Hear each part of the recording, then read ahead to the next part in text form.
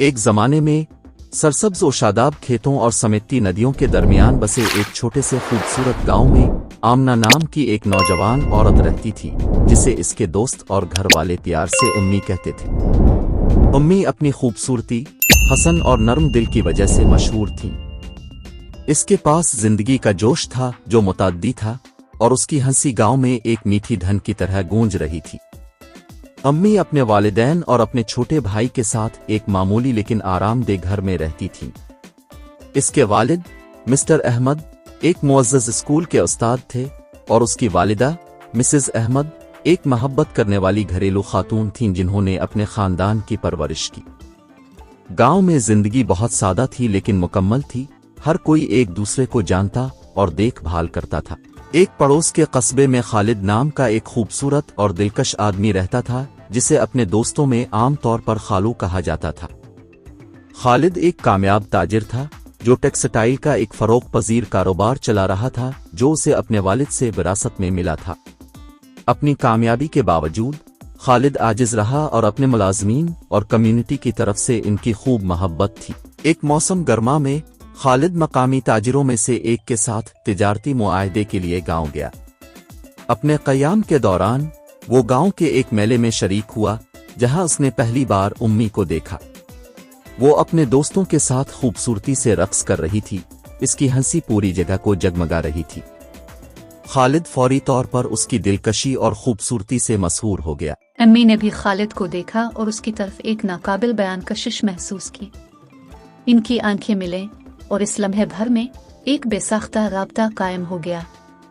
तकदीर के मुताबिक गांव में खालिद के कारोबार की वजह से इसे इससे ज्यादा देर ठहरने की जरूरत थी जो इसने शुरू में मंसूबाबंदी की थी। इससे इसे उम्मी को बेहतर तरीके से जानने का बेहतरीन मौका मिला। खालिद अपने वालिद से कारोबार पर बात करने के बहाने उम्मी के घर आना शुरू हो गया।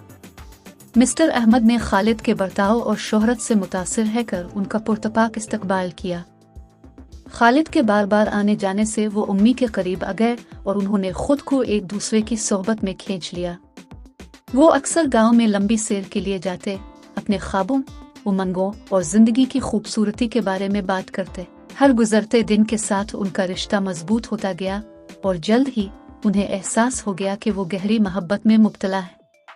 ताहम इनकी खुशी का रास्ता रुकावटों के बगैर नहीं था। उम्मी के वालिदैन ने हमेशा उसकी शादी गांव के किसी फर्द से करने का तसव्वुर किया था, और उसकी शादी किसी बैरूनी, खास तौर पर खालिद जैसे कामयाब ताजिर से करने का ख्याल शुकूक और शुबहात का शिकार था। खालिद ने उम्मी के वालिदैन की परेशानियों को समझते हुए उनका दिल जीतने का फैसला किया।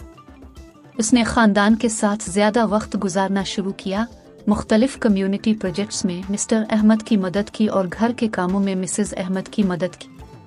उनके खुलूस और लगन ने आहिस्ता आहिस्ता उनका तसव्वुर बदलना शुरू कर दिया। एक अहम मोड़ इस वक्त आया जब खालिद ने गांव के वर्से को मनाने के लिए एक अजीम अलशान तकरीब का एहतमाम किया।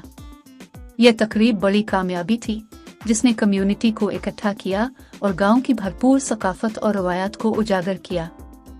खालिद की कोशिशों ने इसे गांव वालों की इज्जत और तारीफ हासिल की, और सबसे अहम बात, उम्मी के वालिदैन की मंजूरी।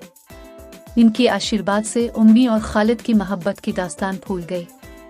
उन्होंने एक खूबसूरत तकरीब में मननी की, जिसके अर्द गिर्द दोस्तों और खानदान वालों ने खुशी और मसरत के साथ अपने इत्तेहाद का जश्न मनाया। उनकी शादी एक अजीम अलशान मामला था जो मोहब्बत, हंसी और जिंदगी भर के इत्तेहाद के वादे से भरा हुआ था। अम्मी और खालिद की मोहब्बत की कहानी गांव के बहुत से लोगों के लिए तहरीक बन गई। उन्होंने साबित किया कि सच्ची मोहब्बत कोई सरहद नहीं जानती और सब्र, समझ और एहतराम से बड़ी रुकावटों को भी पार किया जा सकता है। एक दूसरे के लिए उनकी मोहब्बत वक्त के साथ साथ मजबूत होती गई और उन्होंने खुशी, मोहब्बत और प्यारी यादों से भरी जिंदगी बनाए।